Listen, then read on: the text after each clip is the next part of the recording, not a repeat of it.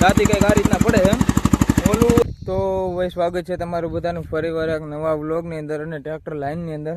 તો મિત્રો છે ને આજનો વ્લોગ તો કંઈક અલગ થવાનો છે, કારણ કે આપણે દરરોજ ટ્રેક્ટર હાંકતા હોય અને આજે આપણે હાંકવાનો છે સનેડો કાકાને ત્યાં.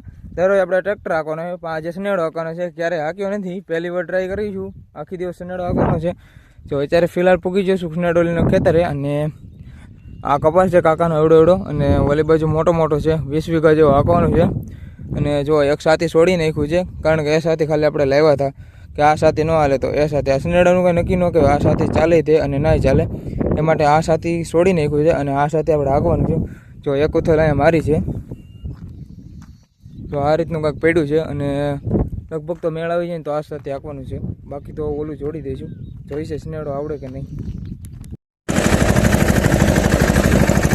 તો હાંકવાનું સ્ટાર્ટ કરી દીધું છે અને અત્યારે હાંકે છે અમારા નૈતિક દાદા. અને જો મોસમ થઈ ગયો એક નંબર, વરસાદી વાતાવરણ થઈ ગયું છે. વરસાદ આવે એવું જો પડતી પડ્યું, ચારે પર વાદળા થઈ ગયા છે.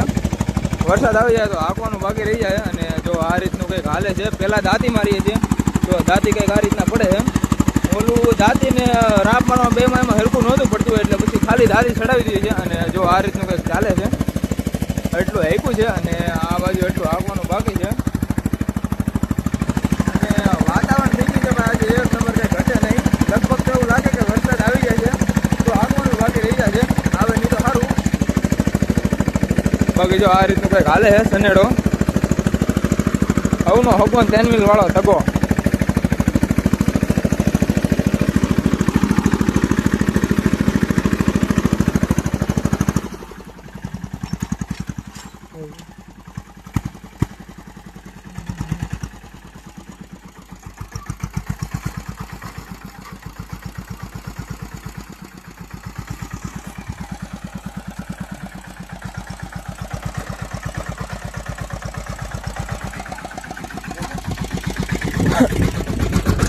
ચાલો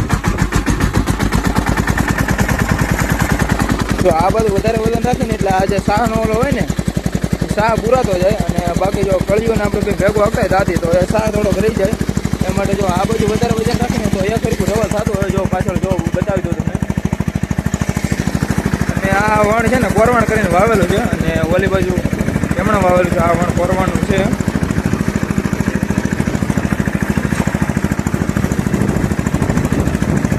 તો આપણે આગળ સનેડો હાંકતા હતા, પણ સનેડો હાંકવાની બહુ મજા ન આવી, કારણ કે એમાં છે ને હાથ દુખો મળ્યો તો મને આ બાજુનો. કારણ કે કાયમ મિની ટ્રેક્ટર હાંકતા હોય ને ક્યારેક આવું સનેડો ને હાંકવાનું થાય તો આમાં બહુ ફાવ્યું નહીં, મને મજા ન આવી. એટલે નૈતિક દાદા ટ્રેક્ટર લઈને આવ્યા હતા, અને બીજા ખેતરમાં થાંભલું હાંકવાનું છે. તો મેં કીધું તમે સનેડો હાંકો અને હું થાંભલું હાંકી દઉં ટ્રેક્ટરથી. એટલે ટ્રેક્ટર તો શું આપણે કાયમ હાંકતા હોય એટલે ફાવે, બાકી સનેડો ન ફાવ્યો. એટલે હું એને સનેડો દઈ અને અત્યારે વી આવ્યું છું ટ્રેક્ટર. જો અહીંયા ટ્રેક્ટર પડ્યું છે અને આ ખેતરમાં હાંકવાનો છે થાંભલો. પહેલાં ખેડેલું છે, પછી રાપ મારેલી છે વરસાદ થયો પછી, અને અત્યારે હવે થાંભલો હાંકવાનો છે. જો એણે 2 ઉથલ મારી દીધી છે અને હવે આપણે હાંકવાનો છે થાંભલો. આ ટ્રેક્ટર છે 45 હોર્સ પાવર. હાંકવાનું શરૂ કરી દઈએ આપણે. જો આ પડવું દેખાય ને આપણે હાંકવાનું છે. પહેલાં લો ફ્રી કરી નાખીએ. પાવર ટ્રેક જેવી સિસ્ટમ નથી આવતી આમાં, થોડીક જુદી સિસ્ટમનું છે. અને બેઠક કંઈક અલગ આવે. અને હાંકવાનો છે આપણે હાઈના બીજા ગેરમાં. આ બીજો ગેર પાડી દે. અને હાઇડ્રોલિક જો આપણે બે મેળવી દીધી છે, કંટ્રોલ ને હાઇડ્રોલિક. અને આ રીતનું કંઈક પાછળ લેવલ થાય છે. આમ રોટાવેટર હાંકતા હોય ને એ રીતનું થઈ જાય છે. અને હળાયો મારી દેવો છે. મેં પહેલો જે હળાયો મારેલો હતો એ હળાયો પૂરો કરી અને અત્યારે આ બીજો હળાયો મારી દેવો છે પાછો. જો ટ્રેક્ટર સાદું છે, સાદું સ્ટેરિંગ છે ને વચ્ચે ગેર છે, એકદમ સાદું સ્ટેરિંગ છે. ઓહો સાદું સ્ટેરિંગ છે, પણ ખોરું છે એટલે વાંધો નથી. અને ટ્રેક્ટરના છે ને ભાઈ 7 થી 8 વર્ષ થઈ ગયા છે, પણ ટ્રેક્ટરનો અવાજ છે ને હજી એવો ને એવો છે. હું તમને અવાજ બતાવી દઉં એકવાર પહેલાં.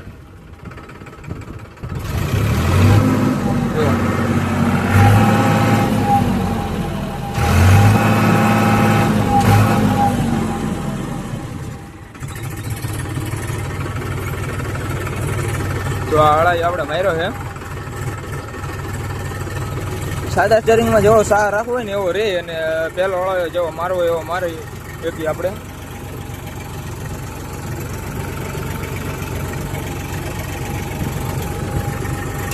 પહેલાં આમાં હળ હાકેલું હતું અને પછી રાપ મારી અને ડાયરેક્ટ જો થાંભલો અને આમાં વાવેતર કરવાનું છે. સોયાબીન વાવવાના છે એવું કહેતા હતા દાદા. અને આ વખતે અમારા વિસ્તારમાં સોયાબીનનું વધારે વાવેતર છે. મગફળીના હાવ એટલે ઓછા વાવેતર છે અને કપાસ છે થોડો ઘણો, બાકી સોયાબીનના વધારે વાવેતર છે. અને ડુંગળી તો અમારા ગામમાં આ વખતે કોઈ વાવી જ નથી.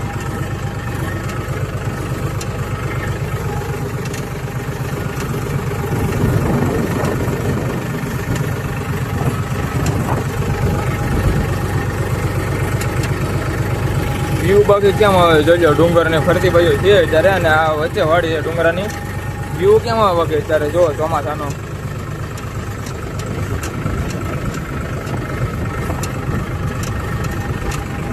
તો થાંભલો જો ભાઈ પૂરી રીતે હકાઈ ગયો છે 10 વીઘાનો. 10 વીઘા તો નહીં હોય, થોડુંક અમુક ઓછું હશે. અને જો શેઢામાં મેં મારી દીધી છે અત્યારે 1.5 ઉથલ મારી છે અને હજી આમ જાઉં છું એટલે શેઢો રીતો હરખો થઈ જાય અને હાવ રેવલ થઈ જાય પડું. અને હું આવડે ટ્રેક્ટરમાં નીચે ઉતરીને બતાવું અને જોઈએ છે ટ્રેક્ટર કઈ બાજુ જાય છે. સીધું હાલે છે, પાવર સ્ટેરિંગ હોય તો સીધું હાલે, બાકી જોઈએ છે આ ટ્રેક્ટર ક્યાં જાય છે. હું ટ્રેક્ટરના આરપીએમ સેટ કરીને નીચે ઉતરી જાઉં છું. પહેલાં ટ્રેક્ટરના આરપીએમ સેટ કરી દઉં. ટ્રેક્ટરના 1000 આરપીએમ રાખ્યા છે અને બીજો ગેર છે. અને હવે હું નીચે ઉતરું છું, હાઇડ્રોલિકે બેસાડી દીધી છે. નીચે ઉતરી જાઉં હવે.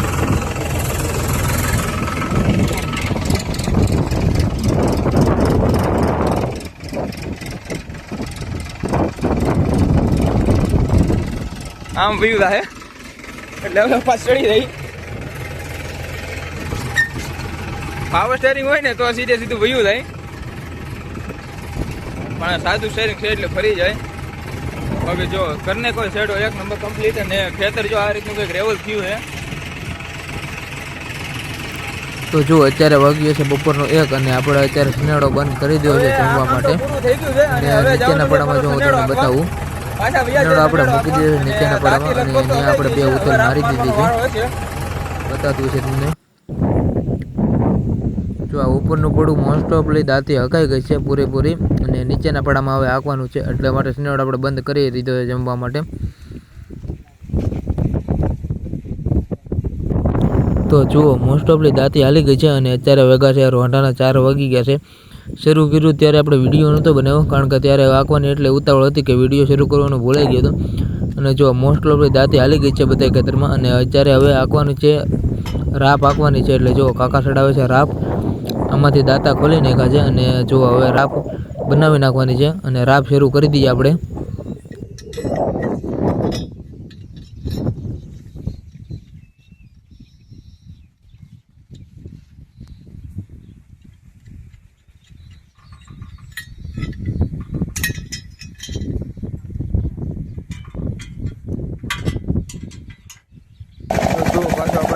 સ્ટાર્ટ કરી દીધું છે, રાપ જોડી લીધી છે.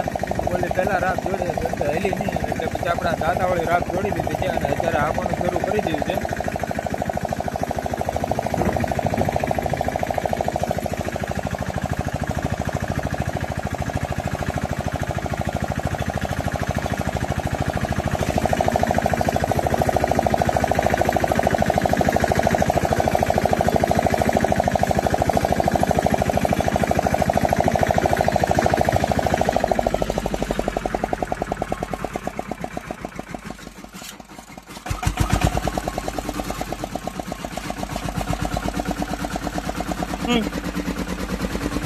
કરું છું.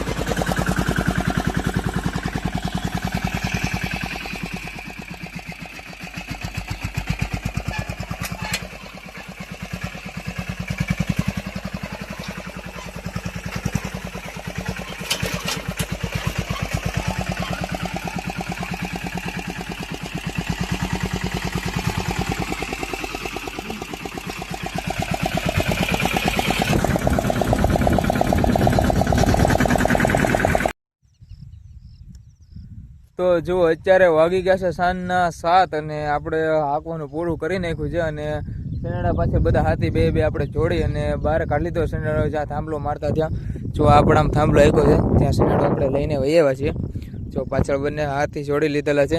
અને છે ને ભાઈ આજ પછી ક્યારેય શનેડો હાંકવાનું મન નથી થતું એવી આજ હાલત કરી હતી આ શનેડાએ. એનું કારણ તમને કહું કે કે અમે નીચલા પડામાં હાંકતા હતા ને હાથીના, એવી કટુ હતી ને બે બાજુ ધોરિયા સાહ પલાળેલા હતા. એટલે ધોરિયા એવા હતા ને કે હાથમાં એવો આમ આપણે વાળીએ ને તો એવો ઝટકો લાગે ને આ સ્ટેરિંગનો કે હાથમાં જો આમ એમ થાય કે હવે આ સનેડો કોઈ દી હાંકવો જ નથી, આની કરતાં તો ટ્રેક્ટર હાંકવું સારું.